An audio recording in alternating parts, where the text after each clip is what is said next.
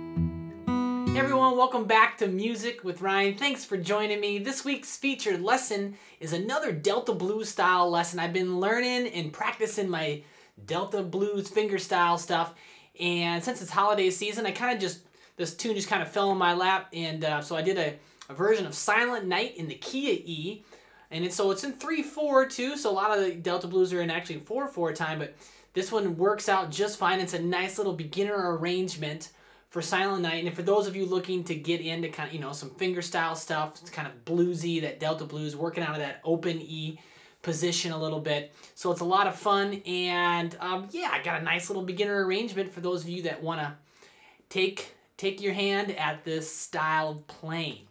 So if you'd like to purchase the full-length version, you can click the link below or above, and it'll shoot you on my website, and there you can do so. It'll come with about 30 minutes of video, PDF tabs, and 2 backing tracks. We don't get anything too fast going here, but I do have a slow, and I have like a really slow one and a slow backing track for you to work on and work with. And if you really like the way I teach and approach learning, you can click another link down there about being a member at my site, and for a yearly or monthly fee, access my library of over 300 lessons, growing each week, and I'm beginning to add some more fingerstyle, some more blues, and I got more Delta Blues stuff coming. So, I got a lot of flat picking stuff, bluegrass, old time, but I'm expanding. So, anyway, let's go ahead and start walking through this lesson a few measures at a time. We'll bring the camera on in. I hope you enjoy, and thanks for watching. All right, so let's go ahead and start breaking down Silent Night, Delta Blues style here. And as always, the markings on the bottom of the staff are going to be right hand fingerings, and I use the term Pima to indicate my right hand stuff. It's a classical way of notating it. P meaning thumb, I meaning index, M meaning middle, and A meaning ring. Okay, Pima. And any left hand fingerings will be on top of the staff. There's probably not too many going on here, but so we are in 3/4 time signature. And yeah, let me play the first 4 bars for you, and we'll break them on down here. So 1, 2, 3.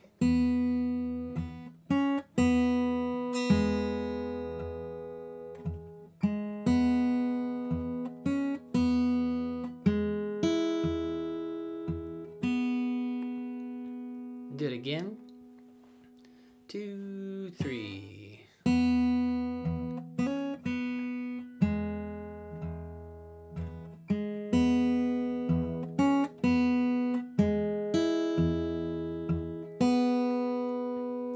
All right, and I'll mention too right away, I'm kind of thinking that you might be kind of beginning to the fingerstyle and or Delta Blues style, and if you've checked some of it out before, you probably heard them talking about the thumb and getting the thumb down, because the thumb is doing quarter notes the whole time. 1, 2, 3, 1, 2, the whole time. I mean, it might switch the string, but that's part of the deal, is kind of being able to get the thumb on autopilot while playing the melody.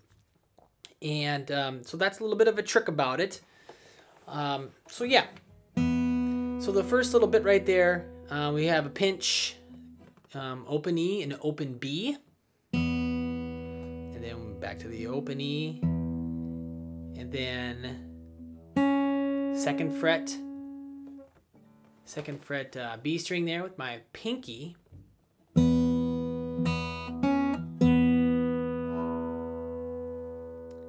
And then back to pinching with the open E and open B. And here I'm going to be doing thumb and middle, thumb, and I'm going to do index here, and then back to thumb and middle. You know, and also too, you know, with a song like this, it's really slow. You know, the right hand can kind of be discretionary. You know, you want to be able to use all three of these fingers in any kind of order in the long run. You can do, certainly I would recommend do what's marked, but just so you know, 'cause you can, especially when it's slow, it's kind of discretionary, and because often one, you know, the right hand, so one of those fingers will kind of dominate what's going on. You know, it's kind of, you just have one finger that wants to do more of the work. So it's not quite the end of the world here, but it's great to get in the habit to be able to use all three of those fingers. So, oops, 1, that's the first measure, 1, 2, and 3, and then next measure, we pinch the G string in the low E, and the low E again, and the 8th notes there, low E and first fret G, 1, 2, 3, and 1, 2, 3, and then the next measure is the same as the first measure, pinch, B and E.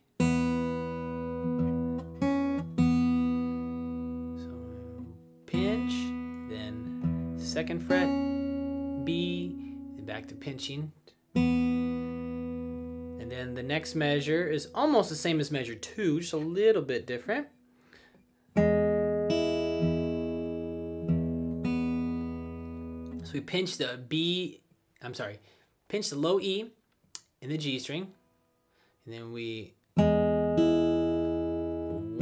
and catch the high E open 2. 1 and thumb, B string. I'm choosing to use my index there on that B string. Because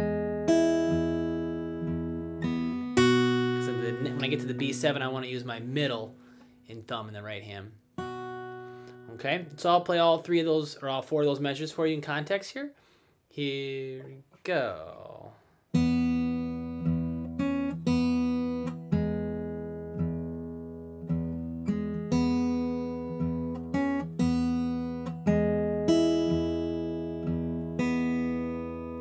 And to some of you might be asking, well, I noticed, Ryan, that you're holding down the E chord, but you're not necessarily playing all of the notes within that E chord. Like you're playing a lot of open notes and not so many of the fretted ones.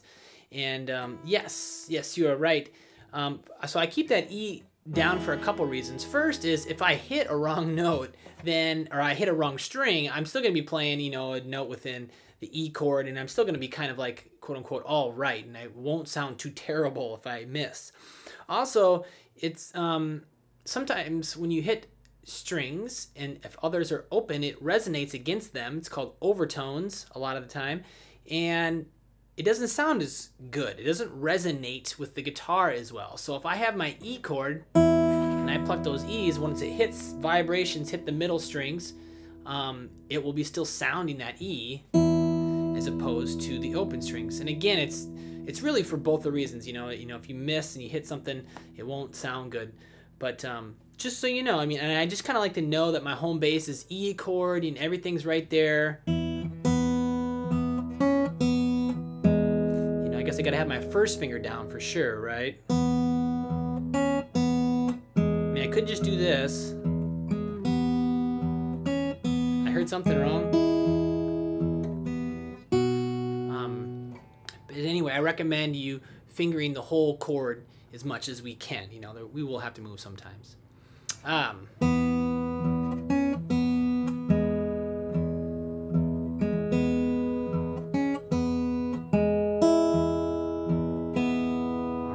let's move on to the next few measures. And we get to the B7 now. It sounds like this. Ready, go.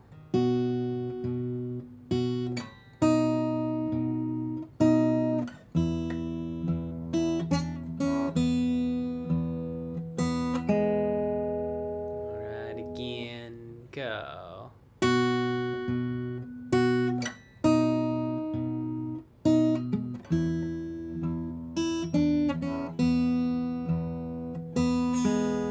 So some little tricky moves there.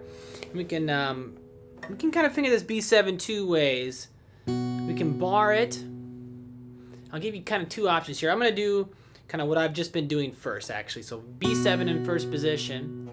So we're going to pinch the thumb in the high E, 2nd fret, on the A string and on the high E.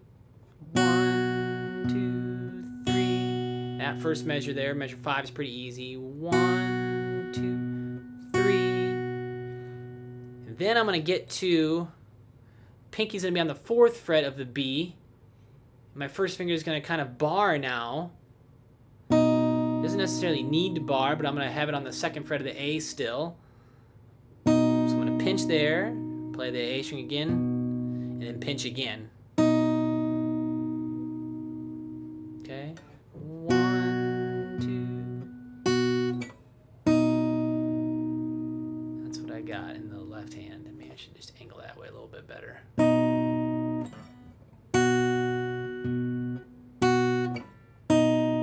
Or you could just play B7 like this.